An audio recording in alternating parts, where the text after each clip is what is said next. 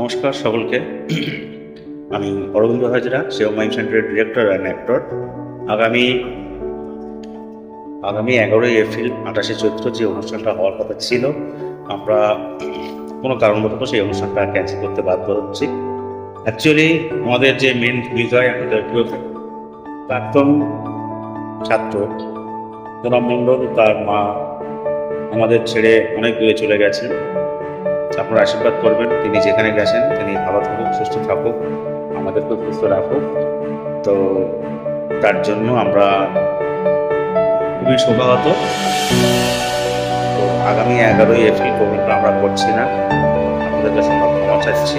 আগামী বছর আমরা অবশ্যই প্রোগ্রামটা করবো। সবাই ভালো থাকুন, সুস্থ থাকুন। যে নতুন বছরের প্রত্যেকটা দিন প্রত্যেকের সুন্দর সুন্দর করে কাটুক, ভালো কাটুক প্রতিটা মুহূর্তে, এই আশা রাখি। সবাই ভালো থাকবেন, সুস্থ থাকবেন।